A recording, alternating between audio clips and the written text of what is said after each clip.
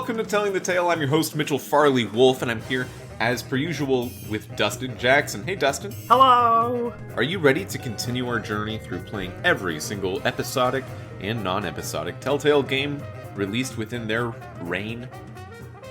And also Mitchell, this... I was born... I was born ready. Well, I'm glad that you were born, because otherwise I wouldn't have this wonderful show. I probably would never have started the show if I wasn't able to cajole you into also doing it. You're welcome, everybody. Today we're talking about New Tales from the Borderlands, Episode 4, False Advertising. Of course, this is, again, not a Telltale game. This is a Gearbox game, developed in the style of Telltale's Tales from the Borderlands. It was released in October of this year by Gearbox. And, Dustin, where are we going with this story? You know what? You got me. It's a lot of meandering in this story. One thought I had, like, near the beginning of this episode, yeah, and doubly so near the end of it, was I am so sick of every character. Just all of them? Yeah. Well, you know, there's some okay ones in there. I don't think Louis overstayed his welcome yet, but, like, I guess Anu's, like, the best of them still, but, like, the other characters are just so one note now. Octavio's just, like, the cartoonish buffoon who fucks up everything. All these characters fuck up in this episode. All of them are just so useless. There is a character in this episode that we'll talk to when we get to, but I'll say I was impressed with them. Ooh. And I'll say I was made as if they were my child. I was made a little bit fatherly proud of them. They made a good choice. They could have made a dumb choice. It was good. I'm excited to hear what that is. But also, you're right. The vast majority of the characters in this episode weren't that, and I was not proud of them. I was fatherly disappointed. Yeah, how many Fran as horny jokes are there in this episode? You know what? I lost count. Yeah, there's a lot. Yeah, because I remember in episode 2, which is really when they started with Fran as horny, because in episode 1, I think the only taste of that you get is Fran can make, like, one comment on Octavio based on the poster on her wall. Right. And one comment about Reba. I don't remember what she says, but Reba is designed almost for that explicit purpose. Yeah. And just in the way the character designer just took whatever flavor jug they liked the most and just went for it. they went without abandon. With abandon. With abandon. Right. And, like, I think it's fine to have, like, being horny a lot be part of Fran's character, but it's relentless. They beat you out. It's like you'd think that's all her character is. And it's so annoying. All the characters are very annoying to me now. Yeah. Oh, boy. I'm sorry to start out so negatively. I don't think I would say this episode is as bad as episode 2. Yeah. But it just, like, all really started hitting me. I think since it's the second to last episode, and we've seen most of what this game has to offer, it's just finally hitting me just how much I don't like it. Well, so this episode has, like, they're not quite halves. It's, like, the first quarter to the last 3 quarters. It's divided into 2 sections. Yeah. And the first section, I was worried we were back in episode 2 status. Right. The writing seemed suddenly worse. I've never experienced this with a video game, even like on this podcast in an episodic format where it seems like this could happen the most. I've never experienced such a jump of, like, okay, the writing's going to be relatable and kind of human now. All of a sudden, like, oh, good, and then it just immediately isn't. I've never seen a jump like that from one section of a thing to the next section.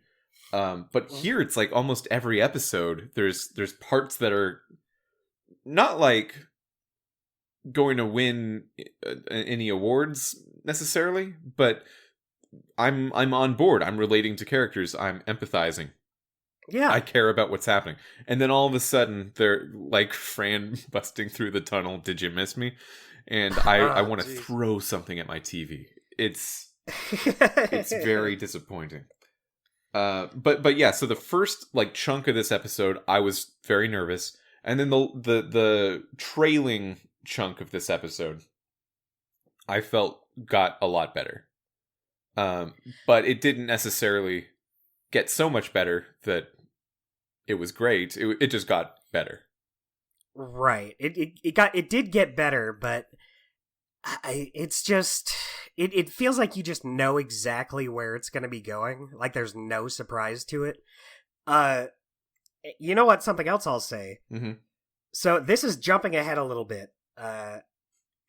But our big main villain, her name's Susan Coldwell, right? Susan Coldwell. The president or chairwoman or whatever of Tediore. Right. She is so boring.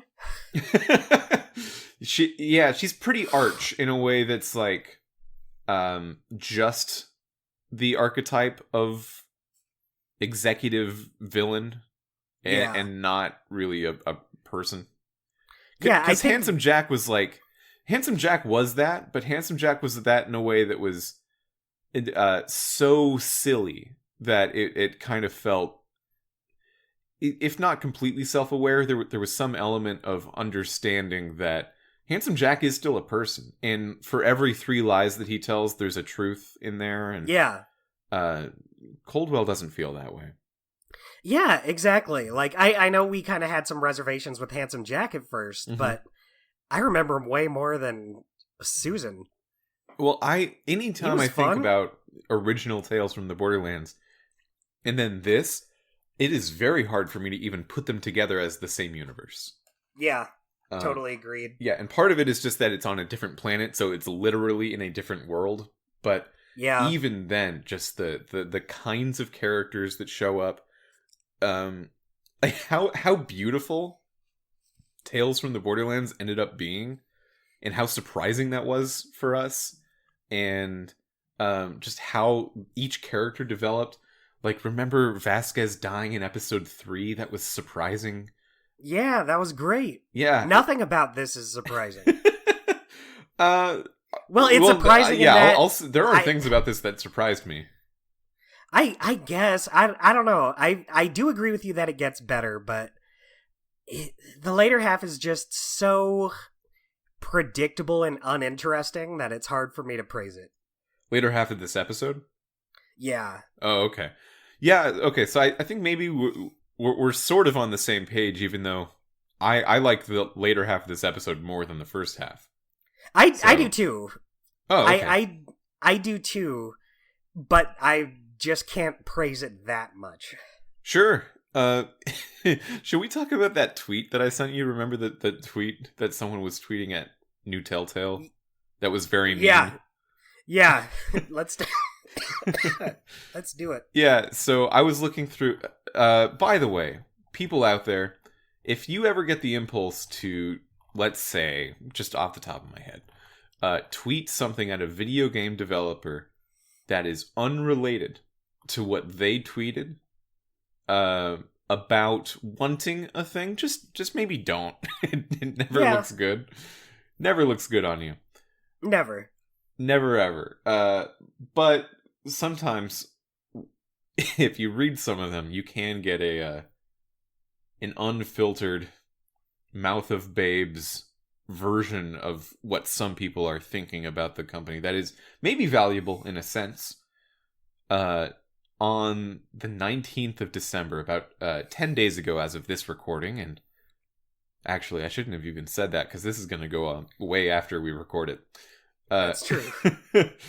Some time ago, someone tweeted at Telltale in a response to one of their tweets that had nothing to do with what they said. They asked, "Do you guys have the rights to make a Tales of the Borderlands sequel?" And this is like months after New Tales came out. And someone replied to them, not Telltale themselves, someone replied to them and said, "Bro, Gearbox literally made New Tales from the Borderlands like a month or two ago. Telltale didn't own any of the rights besides maybe Wolf Among Us. They just got the licensing from Gearbox, Skybound, Warner Brothers, Marvel, Mojang, etc. So there is a sequel by the people who own the IP. And then the question asker comes back and has a meme that just says, "It was whack." So this person was fully aware that new Tales from the Borderlands happened. And then comes out and asks... They still ask this question. They come out and ask Telltales, do you have the right to make a Tales to the Borderlands sequel? Because... It was whack. Only a couple months after New Tales came out, they're like, yeah, but that one was whack. That can't be the real one. Yeah, I like how they didn't even bring that up in the question to begin with. Yeah. It was only when told about it. So, one, extremely mean, to the point where I feel bad bringing it up in a podcast about the game. Right. I get it. I definitely get it. It feels like when you want a new Banjo-Kazooie and it's about cars. It feels like any of those examples. Right. Yeah, it feels like when you want a new Fable and it's a on-rails shooter for some reason. That's what it feels like. I think that it would be fine if we had no expectations of like what it could be, right? And the good parts never shown through, because there are great parts to this. Yeah, I like the city totally a agree. lot. I like the setting of Meridia on Promethea. Louie's a cool character. Yeah, we had some good dialogue in that first episode. Yeah, this game as a whole seems to be more okay doing like a bunch of weird, like mind trick kind of storytelling devices, and those are cool to see. But like, yeah, man, it's pretty bogged down in itself. Yeah. Okay. Too bad. Well, it is what it is. Would you like to talk about the episode? I'd love to talk about the episode. Okay, so episode 4, false advertising. Remember how we left the last episode feeling pretty high on ourselves because we just won like $1 million, and we left sort of in the middle of a cliffhanger with Anu stuck in a coffin. Right, yeah, she had to break her way out. Yeah, it's an interesting kind of cliffhanger because the question was, could Anu punch the wall of the coffin? Okay, so the numbers are weird. Yeah. Correct me if I'm wrong. I heard 4,000 in the last episode, but in this episode now it's 5,000. I remember 5,000. Okay, maybe I made that up. But yeah, her visor thing says you got to punch the wall 5,000 times exactly, and then it'll break. And then she got to 2,000 last time. Yeah. And then in the beginning of this episode, she starts at 400. We're jumping all over the place. Yeah. So then she eventually gets to 5,000. It's a weird kind of cliffhanger because a cliffhanger should be like, oh, how is Anu going to get to 5,000? And the answer is she just continues and gets there. Yeah, she just and does. It's fine. Yeah. That's... I don't know if I buy that she could punch 5,000 times in that short an amount of time. Okay. How long do you think per punch? How many seconds? 1, 2 seconds? Well, she no doubt would have to, like, start slowing down from the pain, and it didn't seem like she was, like, going rapid-fire punches. And it really didn't seem like any time had passed. You know, the Keeper of the Dead was still just there. Octavio and Fran hadn't come back yet. Yeah. Yeah, It just don't add up. It just don't add up. I wonder if the punches... Like, I'm imagining myself in this situation, which, by the way, last episode we talked about how it's directly cribbed from Kill Bill. Yeah. Just worth bringing up again. If I was in that situation, I knew it was 5,000. I would punch and then I would do like really light punches to get to 5,000, but obviously that wouldn't work. The 5,000 number is predicated on me doing like equally ambitious punches every time. Yeah, full power punch. Full power punch. I guess that would be really hard to do 5,000 times. I don't know how many times I could even do it coffin or not. Yeah, 5,000 is a lot. Yeah, especially when like you can't really rear your arm back as far as you can go in a coffin. Yeah. I could maybe sort of buy if it was like 1,000. I thought you were going to say once. I could do it once. I could maybe punch a coffin once. Wouldn't do it twice. I'd do it the one time and I'd be like, ooh, ow, that hurt. No more of that. Yeah, and no, thank you. It's weird how this doesn't lead to any kind of like... So Tedior's coming to the morgue, right? To pick her up because the Keeper of the Dead calls her in, trying to get the bounty. And Anu could have like not gotten out there in time, so she needed to stealth her way out or only punch when people weren't like around to hear it. It could have been some game like that, but like she just gets out. And before Tedior even gets there, there's literally 0 point for it to have been a thing where she has to punch 5,000 times. Yeah. Other than they really like their Kill Bill reference / stolen idea. Yeah, and then once she breaks out of it, once she just like busts through the front coffin door. Her hand is basically destroyed, but she uses their famous healing gun to patch herself up. Yeah, I do like that they remembered that they had this. So it just because sometimes it feels like they don't use all of the tools that they've explained they have. Yeah. So I'm glad they did, but at the same time, it's completely like erased any stakes that this had added to the story. Kind of just felt like a bit of a waste of time. Man, new Tales from the Borderlands erasing stakes. Perish the thought. Well, every episode's such a different story. Which is it's so meandering. That is what episodic games can and should do with their format. So it's weird that it's coming out much stronger in this than in the one that was actually episodically released. Yeah. But yeah, okay, so at this point when she's out, she remembers she still needs a corpse. I would leave if it were up to me. I would say, well, this is not the place to get it, and go this did anywhere not work else. Out. But Anu's the opportunist that she is, which is, I guess, something about her now. She decides it's time to get a corpse, and she looks around and sees the Keeper of the Dead. Her visor tells her the Keeper of the Dead could very quickly become a corpse. Right. That's a wild thing for your visor to do. This person has the ability to just become a corpse. If the right tools are used. Yeah. Did you... So then a fight with the Keeper of the Dead starts, and you can end it with a knockout or by stabbing her and killing her. Right. What did you do? Did you kill her? I did not kill her. I did not either, just because...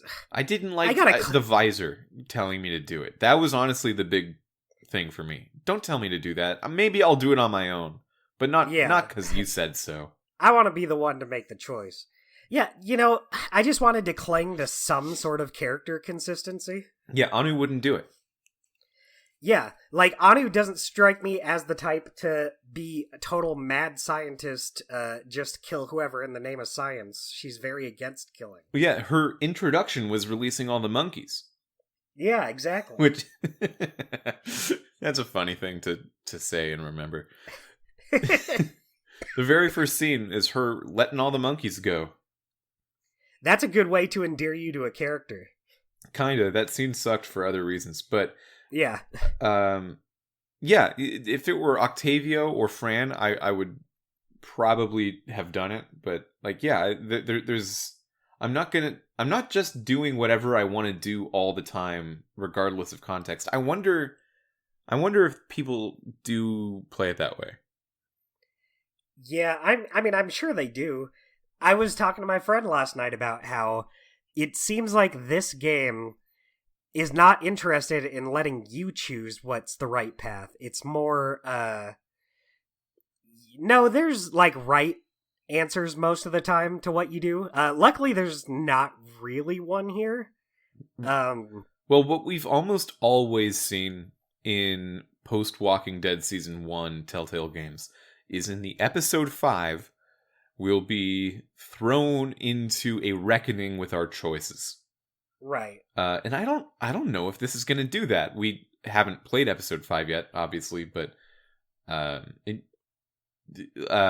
like the whole reckoning with Kenny becoming a murderer, reckoning with the station wagon guy in Walking Dead 1, the trial of the crooked man in Wolf Right. Among Us, and kind of like who shows up in Tales of the Borderlands. It was definitely the weakest in Tales of the Borderlands. Yeah, but it was still something.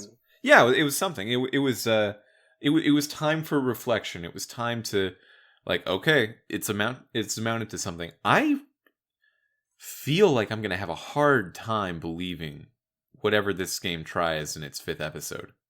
Yeah, I totally agree. I don't believe that they will do it. At all? Maybe not. I mean, I don't think it's outside the realm of possibility, but I don't know. Just the way this story has played out and the way it just really feels so different every episode. It's hard to really get a grasp on, like, is this all gonna build up to something and reflect on our choices? The choices are so inconsequential as is. Yeah, that's true. Like, I, for the last 3 episodes, I think, have had a very hard time coming up with a choice cut. Just Same. because, well, we sort of had this again, or not again, but we had it before in Walking Dead Season 2, where episodes like 2, 3, and 4 of that season, I remember having a very hard time feeling like my choices were doing anything. And by the episode 4 of that, we were very fed up, I remember. Yeah, episode 4 is definitely the low point. It just... I don't know if it did anything lower individually than the past couple episodes before it, but by that time we were like, okay, are these choices really doing this little? Yeah. And then by the end, we had Andrew on and we talked it out. And I really do think that game did something very special. Season 2 did something very special with choices that only appeared to be obvious after the fact. And that has put me in a very weird position where I'm just assuming all the time that, okay, these choices that seem bad, they're actually good. I just don't know why yet, because I've seen it before.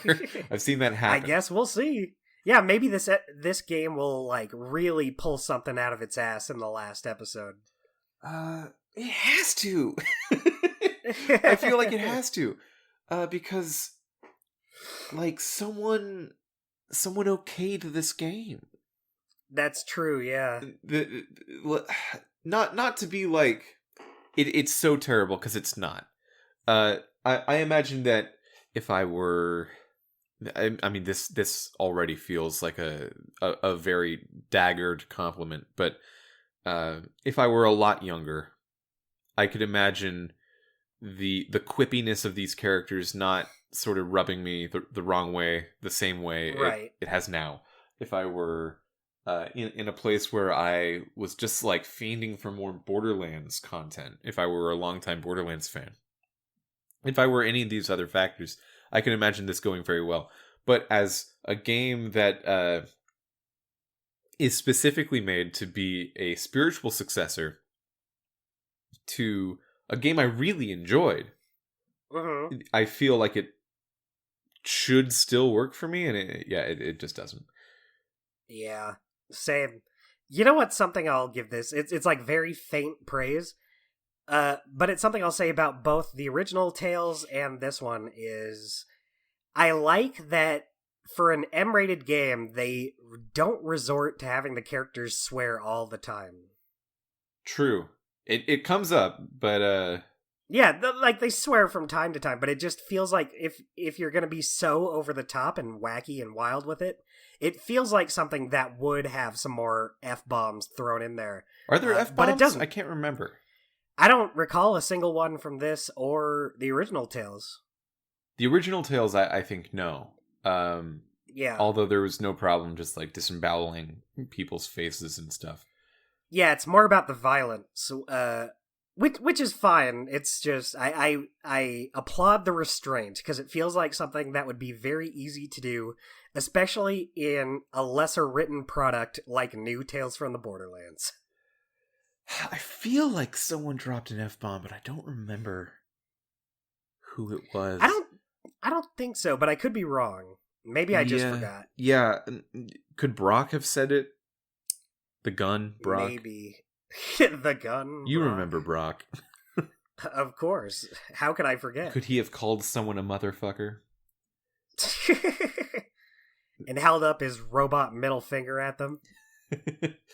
Foopy might have said a cuss word a few times, but we wouldn't know. I hate Fubu. We'll get to that, but boy. Okay, so Anu gets out of the situation. She might kill the Keeper of the Dead and have a corpse or not. Who's to say? Not us. Who's to say? Because we I guess, didn't kill her. Yeah.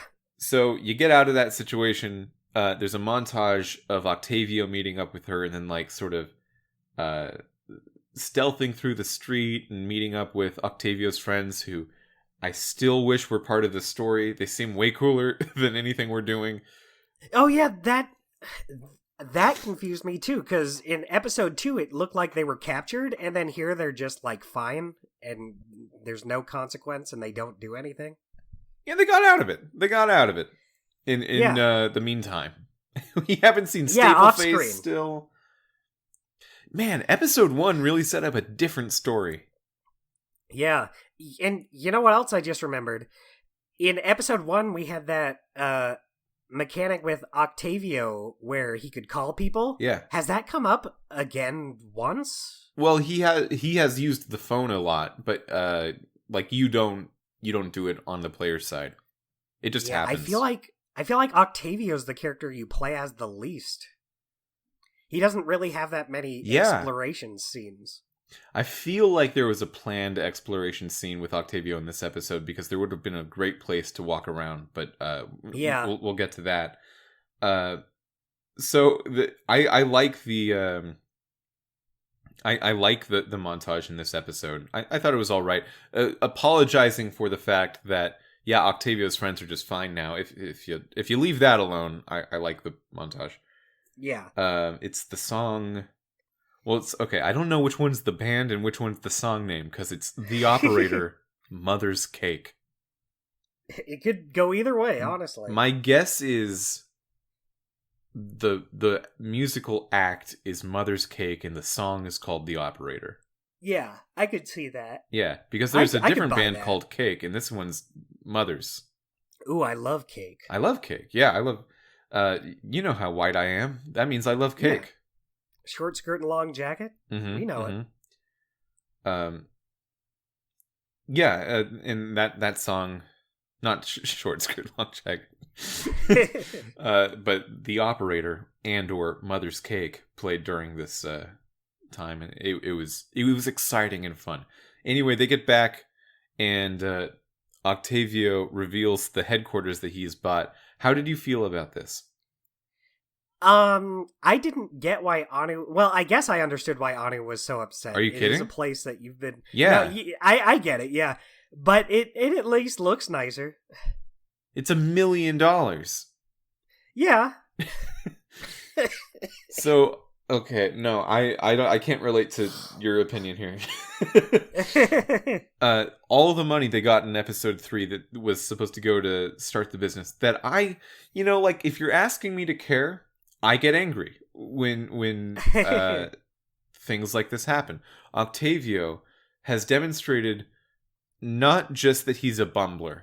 He's a bumbler, but he might actually have a severe and serious learning disability. He's a cartoonish buffoon. He's like to the point of annoyance. Like in the first episode, he's clearly not book smart, but he's inching his way up to be streetwise. Yeah. And he's ambitious, and he knows like when to hide when it's important to hide, or to stand up for the things that he believes in. But he can sort of Guybrush Threepwood it from time to time, bumble around a little bit. Right. But in this episode, he's Patrick Star. Like, he's just all the way down to Stupid Town. It feels like every episode after episode 1, they just up his stupidity more and more. To be fair, they're all pretty worthless in this episode, but at the beginning of the episode, I said, I'm just done with these characters. I'm so sick of them. This is a good reason why. Yeah, so, yeah, we're dancing around saying it openly. Franz Frogert, the shop that they were in the whole time, someone convinced Anu to buy it, even though they already had it, and now you just don't have money anymore. Yeah, at least it's... I do think at least it's all nice and fixed up, and it's like an office, but, yeah. Yeah, so... it's a little like an office. It still has the hole in the wall. That part didn't get fixed. That's true. Yeah, like the part they spent money on was they put the floor tiles that were on the floor on the counters. Right. They are nice counters, though, when you think about it. Well, it's the floor. They already had it. They already had the stuff. So, so there's that. I think there's a fresh coat of paint or new wallpaper or something. And that's basically it. Basically, yeah. Then Fran, Fran. never got the fun interviews we thought we were gonna do. Oh, I wanted those so much, but I kind of knew we weren't getting them. In my heart, I knew it would make too much sense for each of the characters to split up in a 3-way split up thing, and they each do their own job and come back, and having done a job with some minor complications along the way, they put their work together and they do something. It was way too much to ask for that to happen. Of course, what was actually going to happen was nothing happened. Yeah, basically. Yeah, so Octavio did not do the job. They didn't get a new headquarters.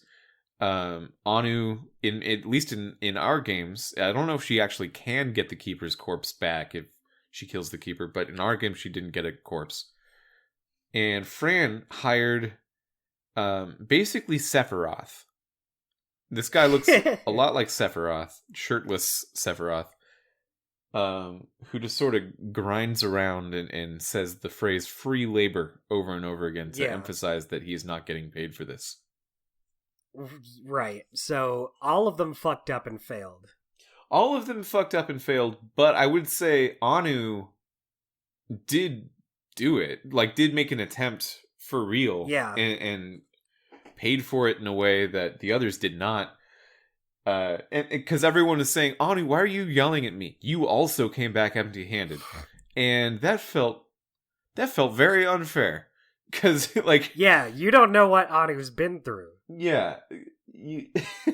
And that kind of comes back as a recurring theme throughout this episode. It happens again later, of Anu talking to other people like they really messed up and were bamboozled, but then they throw it back like, hey, Anu, you also did not succeed. And then Anu has to go, you were also bamboozled. Oh, yeah.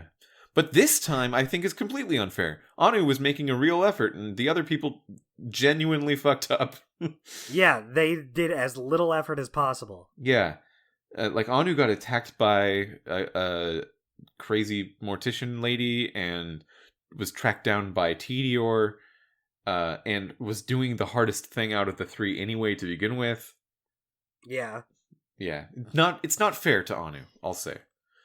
What also? You know what? Something I will say though. Oh, sure. Oh Yeah, no. You know what? It's not a fair point. I was gonna say in this world of Okay. I was gonna say in this world of Borderlands, it might be not that hard to find a corpse, but I forgot they're not on Pandora. Right, they're not on Pandora, but I think your point stands because remember episode 1, the psychos. Right, the psychos are exactly what I was thinking of. How hard would it be to find someone the psychos have killed or a psycho itself? Yeah. You could find a corpse and somewhere in this world. Yeah, I would have assumed, like, out of every tool that the story has offered us so far, the answer to where is a corpse would be, oh, you should ask Stapleface.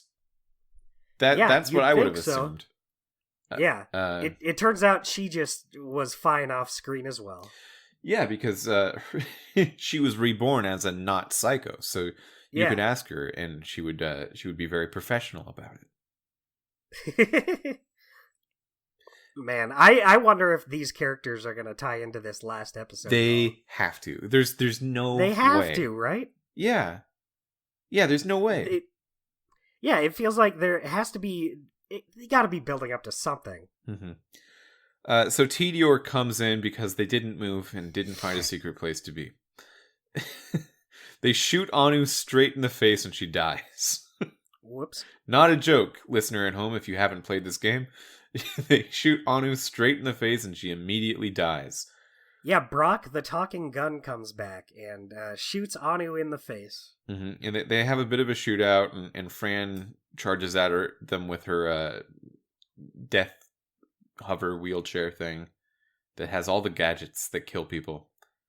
All them fancy, crazy gadgets. Yeah, by the way, it's revealed later in this episode that Fran has had this wheelchair since she was very young, perhaps since she was born. She might have been born in a paralyzed position and just had this chair forever. Why did she have this chair? Who made this for her, and why does she get the power of this hover chair? Maybe one of her parents made it. Maybe they were like scientists or something. This could be a story worth exploring, but yeah, they don't explore that aspect of the story. Well, they've made a lot of points throughout this story to not make Fran's paralysis the point of her character. Right. Which is good and cool. The point of her character is that she's very angry and very horny. Yeah. That's all it is. That's all she is. And then also she feels like, and this comes up sometimes, but maybe not all the time, she feels like other people, especially people that she grew up with who have become more successful, are judging her as being less than. That culminating in her talk with Susan Coldwell. It sucks. I feel like there's potential in these characters. Oh, yeah. Yeah, definitely. Like, when you describe Fran like that, she feels like a very human character that would be interesting to follow around, but then she's just making them jokes. Yep. Yeah.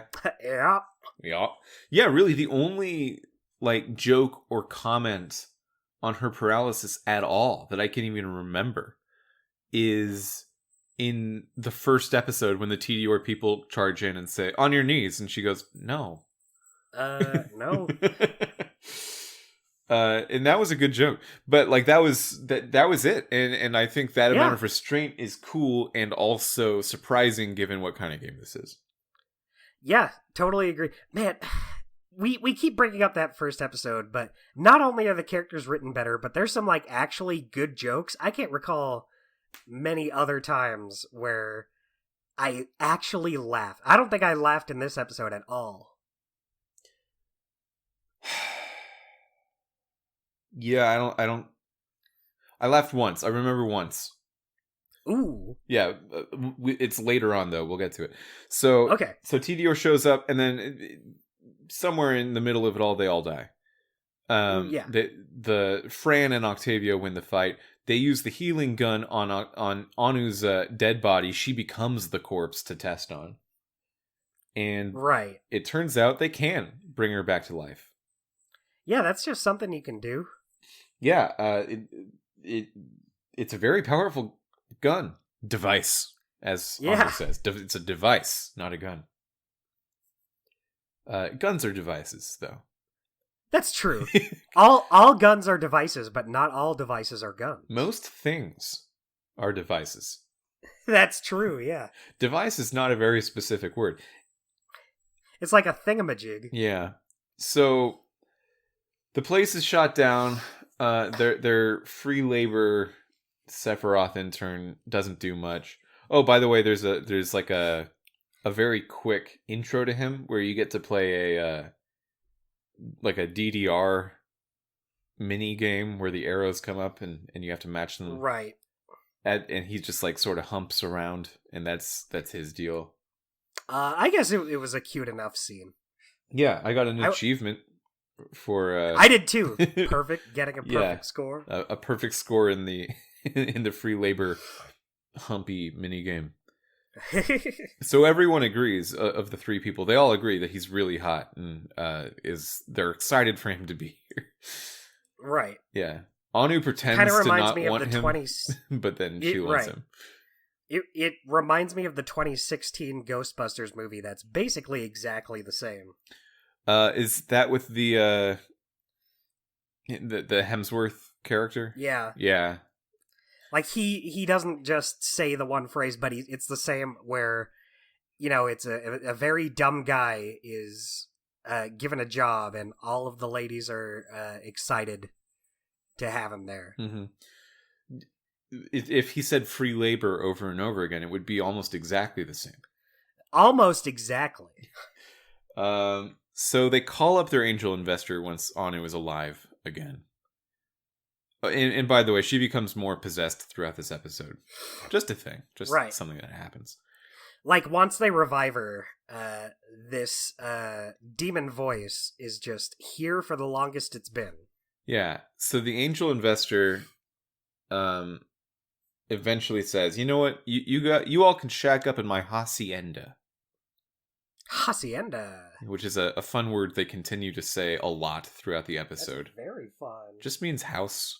It just means house. It's a fun way to say house. Yeah. But he's got a very large... or she has a... They use the pronoun she on the angel investor, which...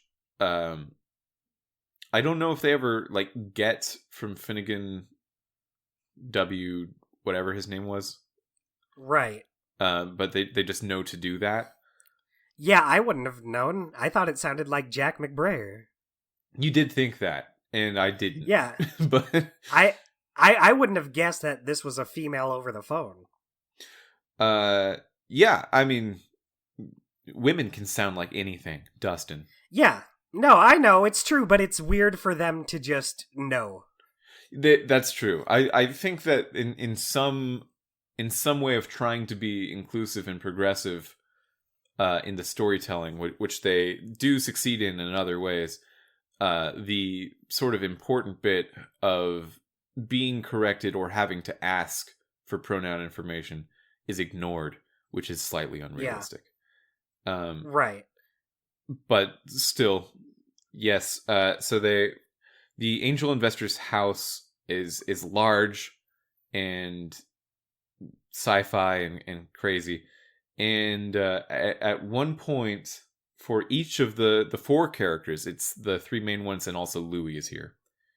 Because and also Louis is here. What's the Fergus? Sephiroth's name is Fergus. Yeah. Free labor Fergus. So free labor Fergus. Fergus just mans the shop. And then the other four show up, and each of them is invited to a just it says they say a room where you can just wait for a party that's going to happen later, but it's obviously more unbelievable and wild than just a simple room. Right. The amount of you can have all the money in the world. The amount of time that's required to make something like this happen, still unbelievable. Yeah, there's a trope in this kind of fiction of just showing, oh, this person is this rich, so they can make anything happen. And like, yeah, true, but time is still a thing, and like craftsmanship.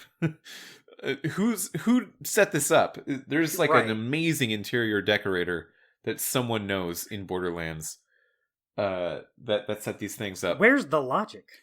Yeah, so they invite Louis to... This is funny, kind of. I didn't laugh, but I'm laughing now. I'm just thinking about it. They invited Louis to plug into the wall and exchange data packets with rogue AI that they have in the wall, which is, I guess, sex and prostitutes. Basically. I guess. I guess so. Yeah, just go ahead, Louis. Speaking of Louis, so you remember how you seemed so sure that Louis was going to have to kill Anu? Yeah, it didn't happen. There's a throwaway line that's real fast, but I made sure to write it down, where Louis says, your bounty is misspelled. I won't murder you. Yeah, because her name's Honorata, and Yeah. the bounty says like Honoranda or something. Yeah, so, well, I guess that takes care of that. Yep. Sure.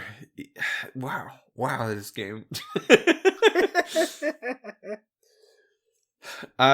See, that was a surprise. You said there were no surprises. That was a surprise to me that they didn't pick up the thing that they put on the ground for themselves to pick up. Oh yeah, I just mean, like, the rest of this episode is not a surprise. You can see, like, basically exactly where it's going. So, the room that they have Octavio wait in is suddenly just a full bar full of people, which just exists in this house, and Octavio was just willing to believe it. And I didn't quite understand what was happening until we saw the next one of these. So for now, I was just sort of taking it at face value-ish. Yeah, because it doesn't seem too outlandish to just have a party. Yeah, there's a party in the back of your party. Sometimes rich people have exactly. two parties. Who's to say that can't happen? And multiple VIP rooms. Yeah, maybe the back side of this house has the facade of a bar, so people can come in through the back. I don't know. So it's a very fun bar, and Anu runs into... I wrote the name down. Bivington Bradwick. Yeah. Good. What a name. Yeah, good name. Bivington Bradwick is one of Forge's Dirty 30, which is like Forbes 30 under 30. Which is what Octavio's all about. He wants to be part of that business scene, and he just gets seduced by Bivington, and he gets to head to the VIP room where the Dirty 30 hang out. Right. And then he gets to go to the VVIP room, which is weirder, and has people are just in masks, and like it's only some of the Dirty 30 are allowed in there. But Octavio, of course, is. Yeah, of course. What did you ask for when he asked what you would want to eat and or drink? Tacos. I also did tacos. Yeah, I would say that's his thing. That's his thing. He's all about the tacos. Taco Tuesday, am I right? Yeah, I would probably want maybe like a margarita would be good, but I know that he's all into tacos. Not going to take that away from him. I know you're all about the tacos, Octavio. I don't get to play as you often, so I'm going to give you what you want. that is exactly how I felt. I don't get to like be the character that Octavio is any more than just like Patrick Star level of conveniently dumb. Yeah. So if your thing is tacos, let's do it. Let's taco it up, Buttercup. But so that's like a luge that luges any food, which by the way is any luge. That's not special. Yeah, you can just put any food. A luge is just a slide. You can put any food at the top, it goes down. Yeah, it can be a luge for anything. But they talk about it like, oh, VIPs get the luge. Like, okay. Ooh. Not special, Bivington. But Octavio doesn't feel that way. He's never seen a luge. Yeah, I mean, to be fair, I guess any luge is exciting for it. He's not going to bring up the logic of the luge. Well, let's return it to our world. Have you had anything from a luge in your life? I don't think I've ever seen a luge. That, you know what? It seems cheap and easy to just do a slide of food or drink. But I think I've seen a luge once. And it was exciting. So, yeah, fair enough. Oh, fair neat. enough. Wow. Yeah, why don't we have more luges? We should have more luges out there. Have a little more fun with our lives. Yeah, if I'm going to McDonald's, I'm gonna get a disease. I know that already. Just let me Give put me the Big Mac luge, please. Put the fries on a slide. Let it slide on down. Bring out the McNugget slide. Oh, the McNuggets that's a great luge candidate. Yeah, that they would fit so easily. Yeah, the Big Mac, you'd have to slice it up, and at that point, what are you even doing? Yeah, What are you that's even putting doing? more work into it. And I imagine, like, you put it on the slide, and then the bread falls off, and then, like, it doesn't even stay together as it goes down. It all comes apart. Ah, this is a shit show. The lettuce, like, catches on the side of the slide. Yeah, this sucks. This was a bad idea. Yeah, I'm sad that you made me think about it. Oh, I'm sorry. But in the VVIP room, they have the Belcher,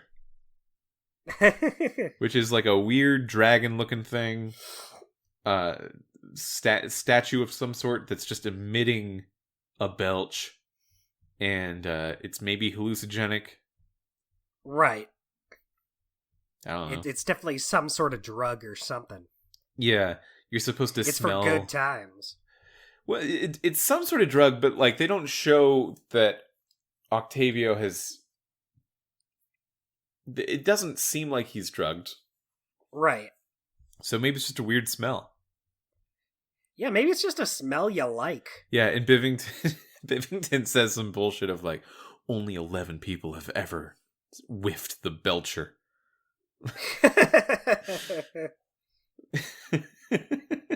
It reminds me of, not to get too off topic, but this is 100% off topic. Right. Freshman year of college, we had these bunk beds that were like facing each other, and each of our dorm rooms had 3 people in it, and it was way too small for 3 people, but that's besides the point. The top beds of these 2 bunk beds were probably about 7 feet in the air, and they were close enough that you could take the ladder off the side that was supposed to lead up to the bed and put it between the beds if you were feeling like that would be a fun thing to do for some reason. Like a bridge. Okay. Can you imagine this in your head? Oh, I can picture it perfectly. Great. So for some reason someone did that, and it was just like a fun thing to try to like crawl across or something. And I remember a roommate of mine had some college or high school friends visit from their hometown, and they saw this thing, and they immediately independently had the idea to put the ladder between the 2 beds. And then they just kept calling people in the room, just saying, "No one's made it all the way across," which was no one's ever made it all the way, which is just complete. Will you be the first? They just immediately turned it into some pretend mythos. I love that. I'm more invested in that than this episode. Yeah, and it's just, obviously someone's made it all. It's not hard. If you just crawl, you're only like 7 feet above the ground. It's easy. It's maybe 3 feet to crawl. Shit, no one's made it across? This must be one crazy bridge. Yeah, and that just reminds me of Bivington say like, yeah, only 11 people have ever smelled it. It's like clearly it can't be true. There's no way. There's like almost 11 people in the room at the time. And they're the only ones to have smelt it. Ever. But yeah, eventually so he goes from the main club to the VIP room to the VVIP room with the weird belcher, and everyone's wearing masks, and it's like a weird sort of eyes wide shut sexual secret thing. It's a weird thing. Yeah, just a weird thing. And then Octavio is invited to the VVVIP room, which is just a cage. And so he's in a cage. They caged him. Yeah. It was a trap. It was a trap the whole time. It's very exclusive. Yeah, it might not have even been Bivington. Yeah, now that I think about it... Sorry. For our listeners, I caught a cold. But now that I think about it, there might not actually be a VVVIP room. Yeah. Well, what's weird is that the VVIP room seemed real. Yeah. For other people. Like, this is still a working bar. There were so many people here that didn't have to be actors, just in the background drinking drinks and having a good time. Yeah, I mean, is this just a party, or are they all just to sell the scene? Yeah, great question. Have you seen the rehearsal? Yeah, yeah. I've seen a little bit of it. The plan? We set up a bar with 3 VVVIP rooms in order to... Yeah, this feels a lot like a Nathan Octavia. Fielder trick. That's true. Man, that show's great. It's pretty good. When season 2 of that show comes out, I'm gonna smoke that. I'm gonna smoke that shit right up. Mm-hmm. So Anu's thing is sort of just... they're all designed around their base, most perfect desires that the angel investor really couldn't have known, but somehow they do. They're omniscient in this way of just knowing the exact thing that really speak to their hearts. Yeah, don't worry about it. Who cares? So Anu gets a lab full of her own staff, and her own resources, and there's a Vaultlander in there. A lot of Vaultlanders. We talked about it last time, but yeah, this is when... boy, was there like 5 in this episode? Well, I think there were 4. And I wrote down at the end, I counted. There are 7 Vaultlanders remaining for the last episode. 7. That's a lot. Mm-hmm. There might be a gauntlet of like a tournament near the end where you get a lot at once. I guess that might be interesting. It could also be another like 4 maybe, and then 3 are for things that you do in the top menu. Yeah. Maybe you get rewards for playing Vaultlanders on your own. Yeah, I could see that. So Anu keeps doing things in this lab, and they're feeding her ego and saying, we're going to name equations after you, and anytime she figures something out, everyone claps really hard. Yeah. And anytime she tells a joke, they all laugh, even if the joke is very not funny. And yeah, like the game. Yeah. Yeah. I'm sorry. You're a little feisty today. We're doing it earlier in the morning than we normally do, and I think that I'm seeing early morning Dustin. Bit more bite on this guy. A little more bite, a little more pizzazz to me. Yeah, a little more verve. I said it earlier. I don't even think I dislike this episode as much as 2. It's all of the worst qualities have just been building up so much that I'm losing my patience. Mm-hmm. So they eventually invite Anu to the observation room, which is another cage. Oh boy. Yeah. So Anu gets caged up as well. Yeah. So we have 2 caged up peeps. So... Oh yeah, don't cross the streams. It is what it said for fixing the machine. Yeah. Remember that? Yeah, Anu learned how to read runes from like the ancient the people that made the vaults. She learned how to read them, and then what it said is don't cross the streams. Yeah, literally my only note for this whole Anu section is don't cross the streams. Give me a fucking break. Also during the Anu section, they they say that there's a machine that needs to run at 218 degrees below Kelvin. And I wrote, come on.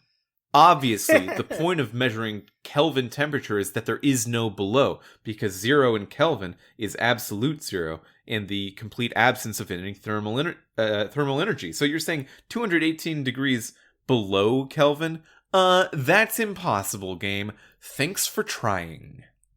Yeah, like, that seems like something you could plausibly have in a fake scenario like this, but I feel like someone like Anu would realize that. Yeah. But maybe she's just so caught up in the fantasy, she just doesn't even care. Well, absolute 0 Kelvin is around negative 218 degrees Celsius. Yeah.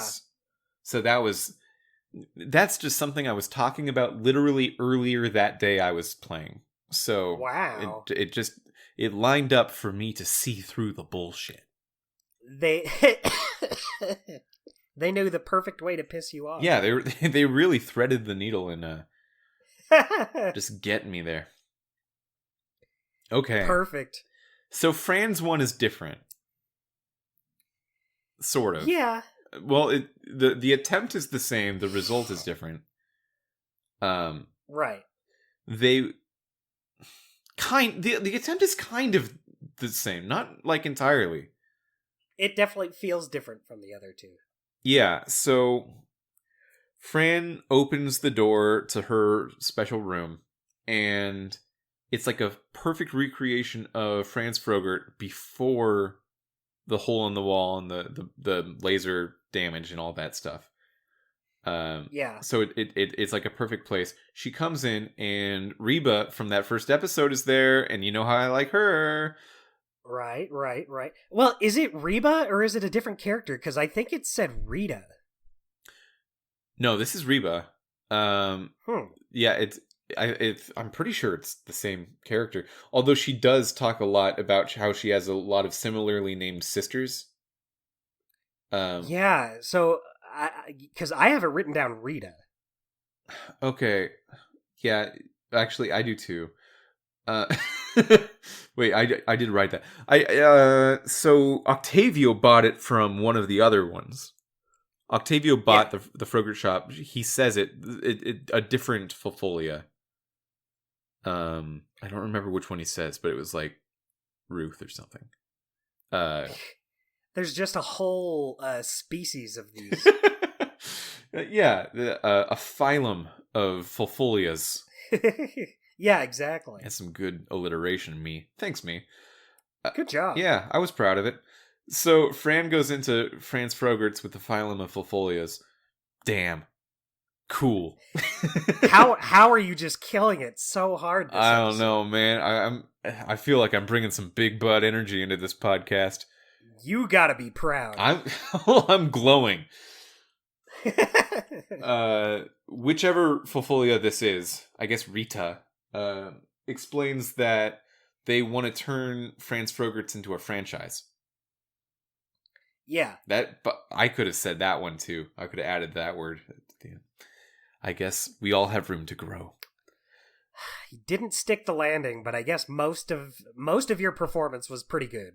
So as you're looking around, you find that the ideal idea for the franchise is it's Franz Frogert, but it also has Foopy in it. And Foopy is an anthropomorphic mascot of a yogurt cup. And Foopy's just everywhere. It's like Fran and Foopy. They've always been best friends. Right. How do you feel about Foopy? I like Foopy. I wanted to like Foopy. In my notes, the first thing I wrote down was Foopy with an exclamation mark. And then my very next note is I hate Foopy. One of my notes here it reads Rita's back and Foopy with two exclamation Foopy. marks. You were very excited about it. Yeah, no, I kept it. I liked Foopy. I liked Foopy this whole time. I'm glad. I'm happy for you that you like Foopy. So I guess the psychological trick here to match up with the other two that they're trying on Fran is that Rita says, "Hey, why don't you make me a yogurt and we'll celebrate?" And it just becomes very difficult to make the yogurt. Like you try the machine. The machine doesn't work. You need to go back to the back rooms to get into the process of why this would or wouldn't work. And then the door to the back room is, I guess, guarded by a display that has Foopy on it. And Foopy says, and I wrote it down. The maintenance door only foops to foopers with pure hearts. So this is a game mechanic. All of a sudden, you need to prove to Foopy that you have a pure heart by sharing something important to you. Right. And I wonder. I wonder if this is like Octavio and Anu were easy to guess how they worked, so they just built the thing already for them. But maybe they didn't know Fran's deepest, darkest recesses of her mind or whatever. Yeah, they couldn't get a good grasp on her because she never goes into why she doesn't use that mode anymore. Yeah, she hasn't, although this would be like nationwide news, but yeah. What happened? People would know. People would know about this somewhere. Like it can't be that secret. Yeah. But yeah, so eventually you for some reason looking around and talking to Foopy unlocks repressed memories. I don't know why that works. And Foopy's got some great quotes of using the Smurf trick to just replace the word Smurf with anything in a sentence, except that it like changes parts of speech and stuff. Right. I didn't write them down after the maintenance door only foops to foopers with pure hearts. That one's my favorite. That one's not bad. I feel like we are on two separate sides of the coin with this and Foopy, but that's why we both bring something to the table. Yeah, you can't just talk to yourself for a whole podcast. You have to see other different opinions. So eventually you unlock Fran's repressed memory, which is the birth of maybe her anger management issues, where there were some bullies on a field trip, which Fran explains. This is the part I laughed at. When some bullies were on a field trip, or Fran was on a field trip, which is, as she says, a trip in which we went to go look at a field. And I thought that was funny. I'll admit it. Funny. A trip to go look at a field. Mm-hmm. That's what a field trip is, and I am not better than that joke. I'll admit it in front of God and everyone. I can give him that one. Yeah. So she found some bullies that were like bullying a spider ant, and she got real mad. And her chair went into full mecha mode. Yeah. And I wrote down, this is dumb. But is it dumb in a good way or dumb in just a dumb way? Okay. It's just dumb. I have a question for you. Do you think by the end Fran will use mecha mode in the story? Yes.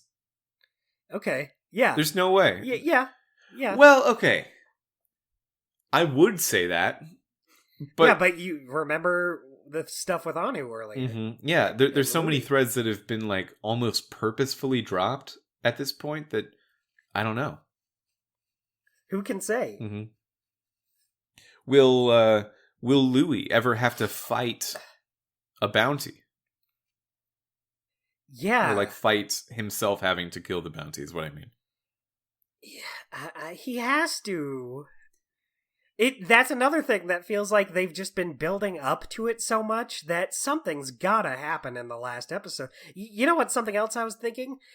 I was thinking, so earlier in the episode when Anu gets possessed by the demon voice again, I was thinking to myself, it's too late for me to really care about who or what this is. Yeah, they do explain it by the end. They don't leave it for the last episode. Yeah, which is good, but by the time they do it again at the beginning of this episode, where the demon voice is here and then leaves again, I'm just like, okay, I don't care anymore. So anyway, in Fran's memory, you gotta finish this up. She goes into mecha mode, does a super awesome attack of some sort, kills all the bullies basically instantly. Yeah. And also the spider ant that she was trying to protect. Their bodies, already dead, fly through the air into a giant canister of what she calls field oil. And she then makes another joke that almost got a laugh out of me, but it was a little sweaty, about how the field should have already been oiled up, so she doesn't even know why there was field oil there. Right. It should have already been fueled. So they fly into that sort of giant oil fire, and then she throws a water tower, or for me it was a water tower, it's some water fixture. Yeah, I think I forget. I was kind of drifting in and out. You can choose what it is, right? It's something with water. Yeah, but then that's a bad idea because it's an oil fire. Yeah. I think I chose water tower as well.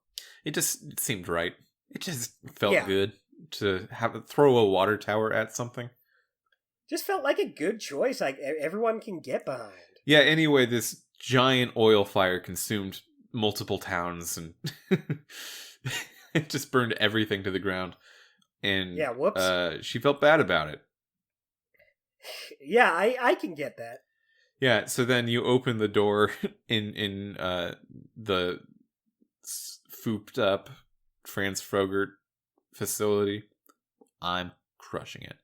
And you go into the back room, and there's a spider ant that you're milking for all the milk. It's gross. Right. Ew. You know what? I laughed just seeing it. I laughed again seeing the spider milk creature. Yeah, I mean, I guess I wasn't expecting it. Yeah, that's what I'm saying. I can't say there weren't surprises. Yeah. I just mean like in terms of the grand overall story. Just no real surprises to be had, but little things like that. So you can finally make some yogurt, and Fran tries it, and she's like, it's delicious. The forbidden fruit is spider ant milk. But then, so for me, she freezes Rita and just leaves. Yeah, she did for me too. She understands the trick was to like mentally pummel her. Yeah, but that's not what the other two did. Yeah, it seems it's very weird. That wasn't the trick for Anu and Octavio. It was to give them everything they wanted, so they let their guard down and entered a cage on their own volition. They weren't trying to do that with Fran. They were just trying to like fuck around with her and just make her feel weird. I guess mission accomplished, even though it didn't work. Yeah. What a strange narrative choice. Yeah, because like if you guess what's happening, which is that they're just trying to psychologically ambush her, Rita says, "Oh, you figured it out." Like, well, wait, why? Why are you doing this? You didn't do it for Anu and Octavio. It doesn't seem like what you wanted to do to begin with. Yeah, what else is weird about it is it starts out like it is gonna be like Anu and Octavio. Mm-hmm. Like the fully redone and fixed up Franz Frogert. Like, it seems like it's just gonna be the same thing, and then it just goes off in its own direction. In a way that, I guess I didn't see coming, but also just feels weird narratively. I might have to have someone who has a take on it explain why it was beneficial to Tedior, because spoiler alert, Tedior set up these traps, and also the angel investor is Susan Coldwell using a voice changer. Oh, what a twist. What a twist. Why was this beneficial to Tedior to upset Fran this greatly? Other than to fuel her hatred of Susan Coldwell. Yeah, what was the plan? What were they thinking of doing? Yeah, how did they benefit from this? It's so expensive. They just wanted to fuck around, I guess. Yeah, how fast did they get a spider ant after hearing that part of the story and set it up to the milker? They're like, all right, bring in the spider ant. Yeah, they were like, okay, it's probably a spider ant based story. Just vibes I'm getting. So let's set it up, and if it's something else, we can change it. Oh, and the badass superfan reappears in a lot of these fantasy scenes. Well, I only found him in this one. Yeah. Oh, that's right, because you just fight him again afterwards. Yeah. Yeah, so I found him. I don't know how he possibly could have gotten here, but he was in Fran's weird back room. Do you think the badass superfan wrote, or like, not wrote, but expressed a deep part of his backstory to Fupi in order to get past the wall? Like, he did that as well? I'm going to say yes, because I really want to see that happen. Yeah, and it was probably just the time that he lost to Octavio in the sewers. Like, that was his big moment. You know what? I will say for Fran's story, I like that they went with a different visual style for it, at least. That was kind of fun. Yeah, it's kind of like it's a little bit like the intro, but sort of, it's not exactly the same. It's manga-y. Yeah, it is manga-y. Which is weird. I don't necessarily associate Fran with manga, so it's a weird choice, but I like that it was mixing it up at least. I feel like this might be another slight Kill Bill reference. Oh, okay. You gotta see Kill Bill. I really should. Maybe I'd love this game. No. I've seen Kill Bill.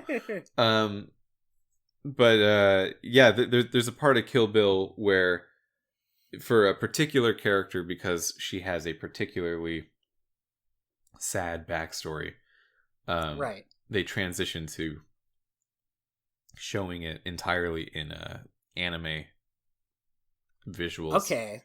Yeah, knowing that, then, yeah, probably. Given we had the first Kill Bill homage, I could see that. Yeah, it doesn't quite look like this, but it does happen that way. And I could see that being intentional, or at least a subconscious homage, potentially. Right. Yeah. So Fran just gets out of it. They didn't get her. She just leaves. Yeah, she goes to the main hallway, gets Louis unplugged from the wall after yet another badass superfan Vaultlander fight. Yeah, it seems weird to do one right after the other, both with Fran. Yeah, and like, why is he getting in the way of the Louis thing specifically? Yeah. Yeah. It don't make much sense when you think about it. Yeah, he catches an STD. Oh, not just an STD. He's like riddled, he says. Yeah, he's just, all of his programming is riddled with software transmitted diseases. Yeah, he has to run diagnostics, so that's why he's just down for the count for the rest of the episode. Yeah, and there's a lot of times during this game where I like say to myself, sometimes out loud in my own room playing this game, like, oh, was that the message? And this is one of those times because Louis gets unplugged from the wall and he says, "Why did you unplug me? I was happy."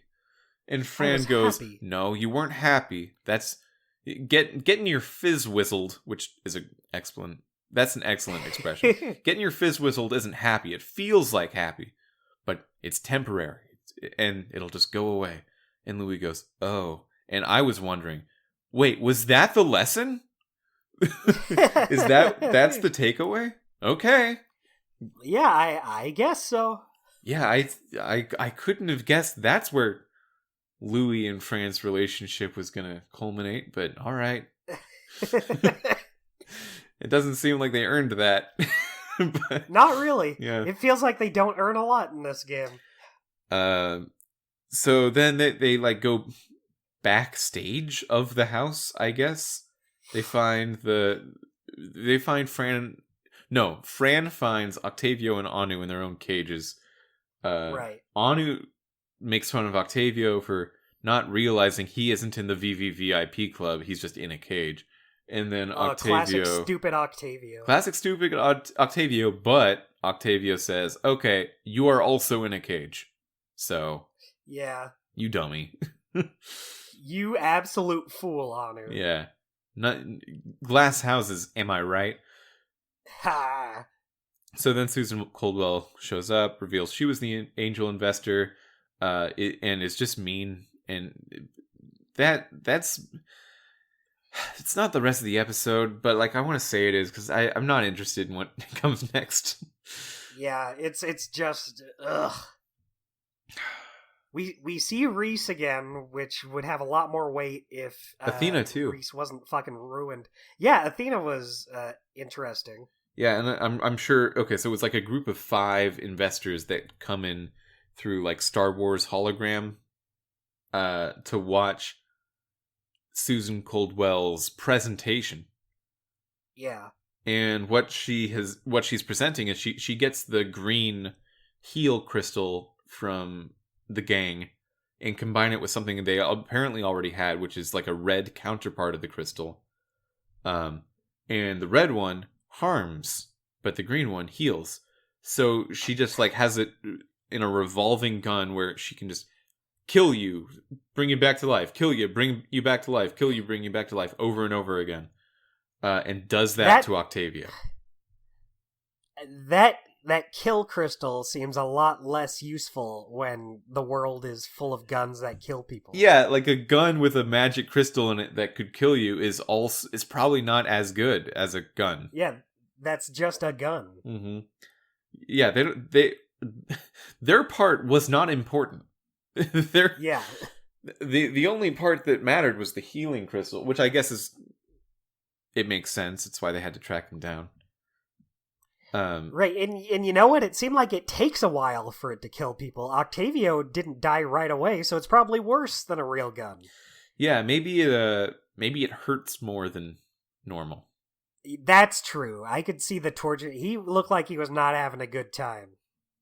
Yeah, I think what they alluded to was like you could maybe fuel a Death Star-esque big gun with this one crystal if you like demagnify the ray and hit a lot of people at once with this and just kill an entire planet at once if you wanted to do that. Right. Susan was saying like you can use these to bend people to your will. Yeah. And that for that example, the gun, the hurt part probably wasn't necessary. You could just use a regular gun. Yeah. But yeah, she kills and revives Octavio over and over again, and eventually Octavio, while at first steadfast in his convictions, does eventually bend and say, "Yeah, you win. I don't want to do it anymore. I don't want to do it no more. It hurts." I have in my notes, I just wrote down, this is going so slow. Yeah, it's going quite slow. So at the very end, Octavio's left dead, and Fran is also killed. Yeah. And then Anu's in full like demon mode. The demon's coming out. The demon is the green crystal, by the way, and it really wants to be reunited with the red crystal. They go together in some important way. I was gonna say, I guess that's a good enough cliffhanger that I am looking forward to seeing how it goes from there. But we all know Octavio and Fran are gonna be brought back to life with the green crystal. Mm-hmm. And that's it. And Anu's gonna be stopped. Anu's gonna be stopped? Well, because she had the demon inside. No, I bet the green crystal will become one with the red crystal. Yeah. Is that being stopped? I don't know what will happen. Maybe it just forms another vault monster and they fight it. Susan Coldwell will be killed if she hasn't been killed already. I don't really remember. I don't think she was killed. No, she wasn't. That makes sense. there'll be no weight to her death because she's not an interesting character and villain at all. Yeah, Athena and Reese might show up along with the other 3 investors. Maybe. I was a little happy to see Athena, but then I thought, like, oh, is she going to be ruined like Reese? Oh, she didn't have a single line. Yeah, but, like, if she shows up in episode 5 and talks, is she going to be the same way? I guess maybe it's different because she was a Borderlands character to begin with. Yeah. Well, with Reese, I think part of it is, like, I wonder if when they had to change the voice actor, they were like, okay, well, if we're changing the voice actor, maybe let's make them feel different with this new voice as well.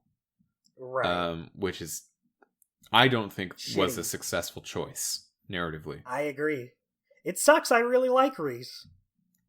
Reese looks Like different, Ed. too, just in this style, and Athena doesn't look different. Yeah. Athena looks like how I Athena remember looks Athena exactly looking. the same. Even with the same clothing.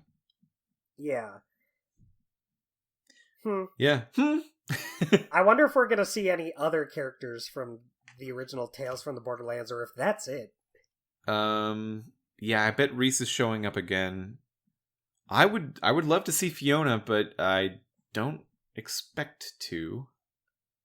Yeah, I don't want them to ruin Fiona, too.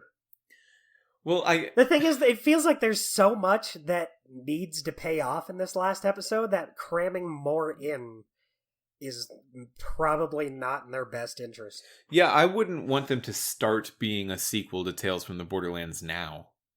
Yeah. Yeah, because it hasn't been that. Except for that first scene where the monkeys go missing. Oh, you good? You good, buddy? Oh, I'm good. I just remembered those monkeys. Yeah, I love thinking about those monkeys. Simpler times.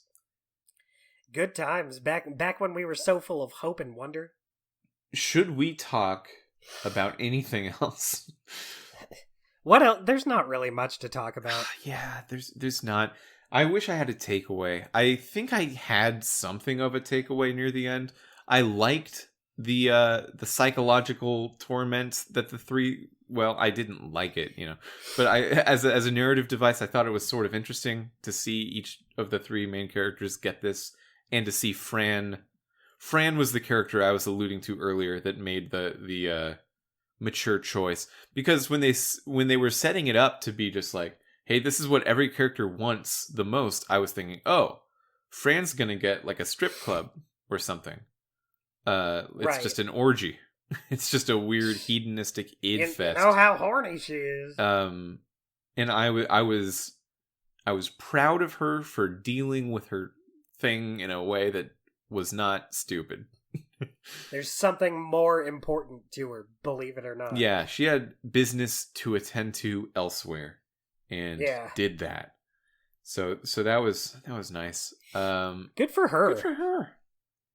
Yeah, I can't imagine. Well, okay, so I can't imagine all the threads of this game coming together in the 5th episode, because every episode has had vastly different threads. Yeah. The Tediore Corporation's attack on the city in episode 1 it was primed to be the thing that mattered and hasn't mattered. It's 0. Like, after that, maybe the 2nd episode, just nothing. Remember that scene where there was the street fight? That of the people approaching Octavio and his friends? That felt like a cool game. That could have been a good game. It could have. They didn't make the game about that. They sure didn't. Yeah, and then we see Octavio's friends just like got out and were fine. So that didn't matter either. Yeah, like Octavio was the freedom fighter. Fran was the person on the ground, like affected by the war. Anu was the outsider looking in who could have, in a different life, maybe been on the other side of this war. Like that was a cool war story potentially. This is not that. This game was not interested in being that at all. Instead, it's about pitching a product, fucking around. Yeah, they were in a vault for a bit. They went on a game show. That all they do is just fuck around with this shit. They went to the morgue, didn't get anything.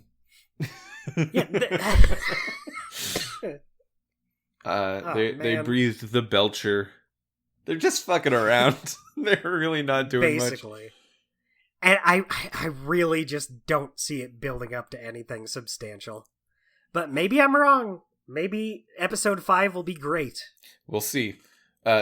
Maybe that Twitter user didn't finish it. That's true. Maybe he should have said, it was whack, and then in parentheses say, through episode 4, which is where I stopped. Maybe episode 5 gets better. We can only hope.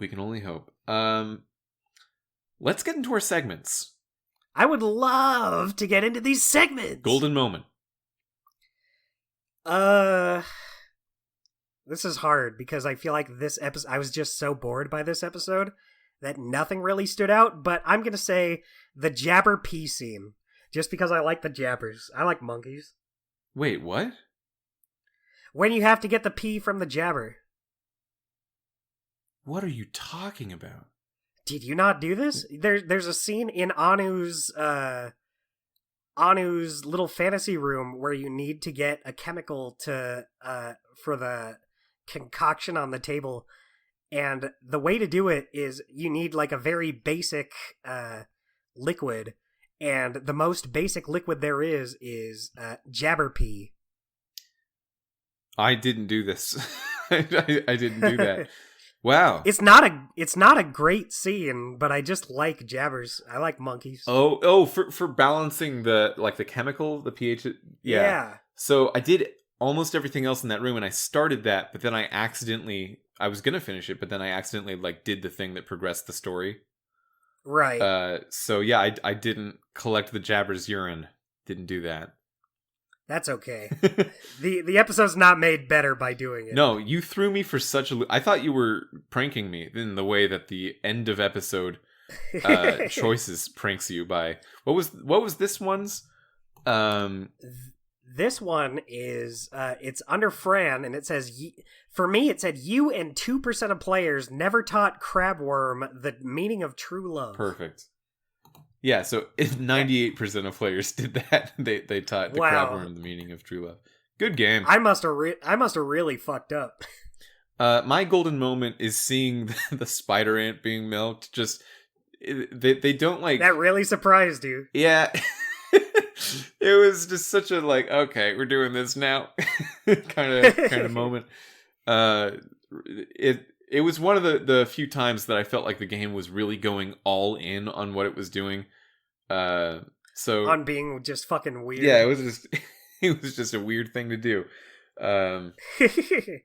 That's better than mine. My golden moment choice is just because nothing in this episode really wowed me. I'm wowed whenever a video game lets me collect pee. That's true, yeah. In Pokemon Violet and Scarlet, you can collect Mankey Sweat. Mankey sweat. Mankey sweat. You find it on the ground and you pick it up. That's weird. It's not like fur or something that you can tangibly hold. That's a liquid in your pocket. Yeah, there's a collectible for each family of Pokemon, and some of them are fur and things like that, but some of them are sweat. Or no, it might not be Mankey. It might be Makuhita sweat. Oh, okay. Does that make more sense to you? Is that no? I mean, Makuhita no. You know what? Doesn't Maybe have it the fur makes to collect. Yeah, maybe it makes a little more sense just because Makuhita is a skin creature. Yeah, a Pillsbury Doughboy. Pillsbury Doughboy. Exactly. Doughboy. Dubois. Yeah, it's. My name is Pillsbury weird. Dubois. I'm Pillsbury Dubois. Oh, that's a good character. And I see you want to marry my dog. Ooh. And I'm running for the Republican Senate. Ooh, I don't like him as much. That's Pillsbury Dubois for you. Throwing in stuff at the very end. He lures you in and then, ooh, never mind. Yeah, so those are our golden moments. Yeah. Weekly Guy. What's your weekly It's guy? Foopy. You go first this time. I could not put Foopy, but give me your thoughts on Foopy. Foopy says foop instead of words that are the right words. That's true. That is the one thing Foopy does. Yeah, it's a foopin' miracle. Your mileage may vary on whether or not that makes a good character. Yep. At that point, that's all I wanted to see. It was very different than anything else in the episode, and yeah, no, I liked it. Yeah, I guess I could see that. Just the fact that it's different and is a memorable part. Mine was the scientist in Anu's that's a good room. one. Just because I thought the way he acted was very funny. Because every time he was like clapping or doing a laugh at one of Anu's terrible jokes, you could see him like really gritting his teeth and being like really shoving his anger and hatred deep down. Yeah.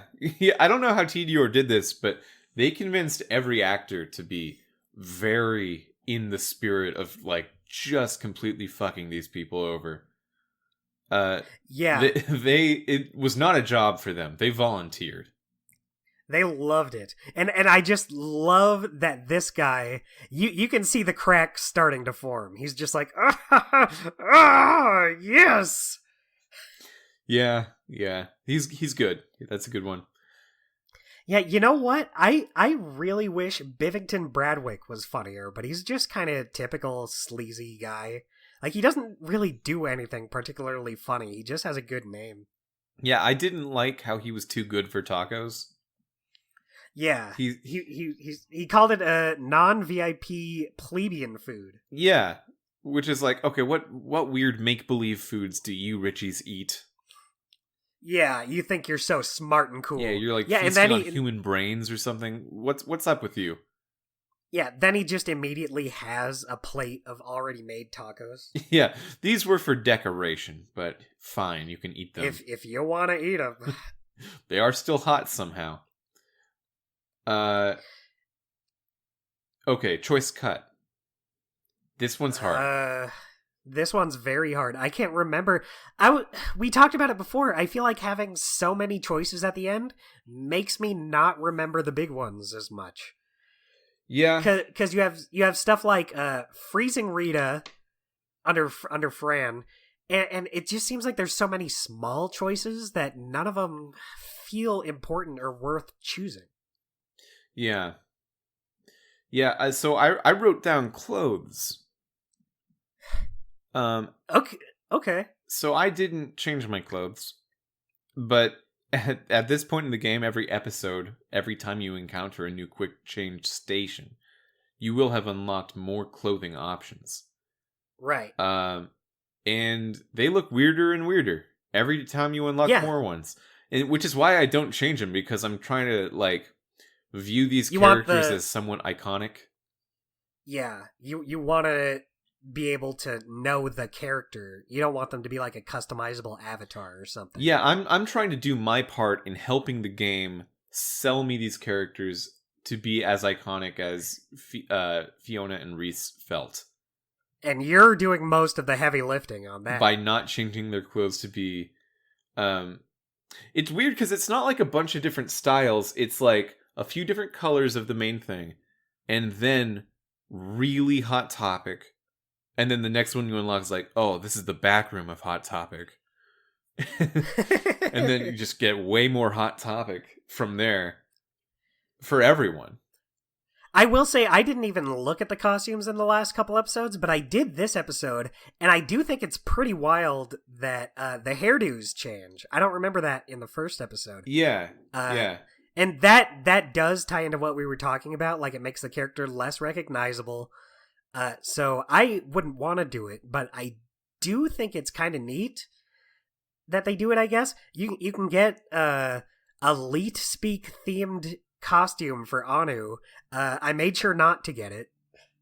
Mm-hmm. Yeah, we were talking about it earlier. Elite speak reference in 2022. Yeah, what we were talking about earlier, if I recall correctly, was like saving our money for stuff. Yeah. And I don't know what to do with all this money, but I have a lot of it. I have a fuckload of money, yeah. I got a ton in this episode. I don't know if it's going to be all building up to something like in the first game. I think it will. Right. I hope have it's the something. reason to think it will. So, yeah, just like with how weird they let you get with these clothes is, I think, my choice cut. Although none of the clothes are differently modeled at all. They're just like texture work, except for the hair. The hair can be different model. Interesting. Yeah. Which was That's not strange the case that they would do that in for the Tales. hair. Yeah. In old Tales. That's strange that they would do that only for the hair, but not for the clothes. You'd think if you're already going that far for the hair, just go all out. Yeah, it's kind of weird to see like Fran's sort of 1950s updo turn into a straight hair all the way just straight down thing for the Hot Topic thing, which is that was helpful in me to not pick it because I wanted their sort of silhouettes to stay the same.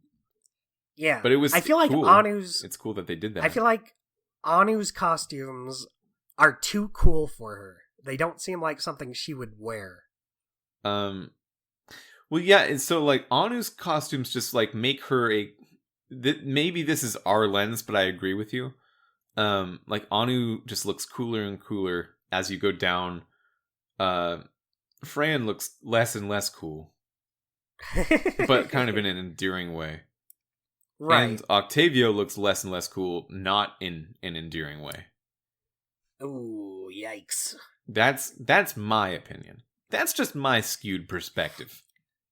Right. And normally making Anu look cool would be a good thing, but I feel like it goes against her character to make her cool at all. Yeah, something I've been writing down in the notes for every episode and have yet to say out loud to you is Anu's body language. Yeah, no, I brought that up in the first episode, yeah. Well, I didn't notice it as much in the first episode, but now, like, what it always makes me think about is that episode of Community where they chloroform the guard, and Donald Glover as Troy is just freaking out. Right. And I can't verbally describe what he does, but he's just like so nervous, and he does a little jump over the guard they chloroform. And just like that, breaking down while crying, while trying to figure out what to do about the guard, is kind of Anu all the time. Yeah, it's like a nervous stiffness. Yeah. And I feel like it's annoying. You feel like it's annoying.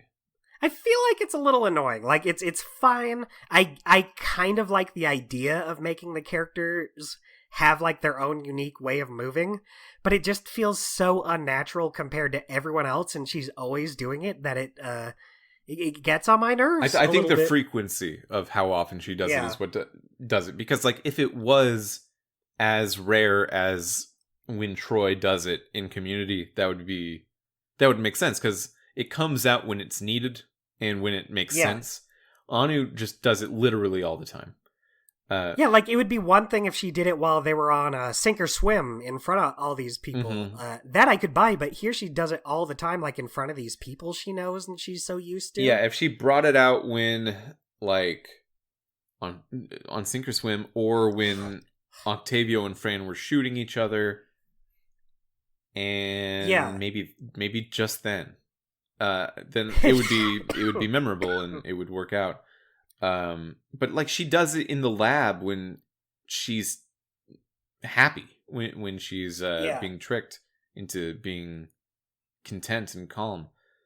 Yeah, it's like, oh, look how neurotic and awkward she is. Yeah. Isn't that endearing? Yeah. Do you have a choice cut? I guess the food you can pick in Octavio's, I don't know. Oh, okay. It's so hard. I picked tacos, but I like that you could just pick whatever. Yeah, there was booze, tacos. Trying to remember the other two options. I did stop and think about it because at one point I was like, ooh, do I really want Octavio to give in to tacos again? It seems like it's his whole thing. Do I want him to be above this or not? And I chose not to. Yeah, no. Octavio's above nothing. Yeah. So I guess that's the episode. Yeah, I don't feel like we achieved anything here today. Neither did the episode. Neither did New Tales from the Borderlands episode 4. Now, we've said multiple times during this episode that we don't think it's worse than episode 2, and I hold that. But you do seem to be treating it worse than we treated episode 2. Yeah. Yeah, it's weird. I think it's just because we played episode 2 early on and I still had some hope. Mm-hmm. So I was like, yeah, it sucked, but, maybe it'll get better. But at this point, I'm like, no, this is just what the game is. And I hate these characters. I'm so sick of Octavio bumbling. I'm sick of the Fran is horny jokes. It's funny how we started out not liking Anu, like we liked Anu the least. And here I at least feel like she has a little more character. Not much, but something, I guess. Yeah, you know what's interesting about the Fran is horny jokes is that I think that if Fran was just constantly having sex, that'd be better than whatever she's doing now, right, which feels very performative. If Anu and Octavio are suddenly alone and they're like, wait, where's Fran? And then Fran comes out of the bathroom and then like 2 other guys just exit after her. And she was like, sorry, I was busy with Zach and Brack. I was busy having sex. I was busy exploring the bowels of these gentlemen. And they just like give a thumbs up as they walk out of the Frogurt shop.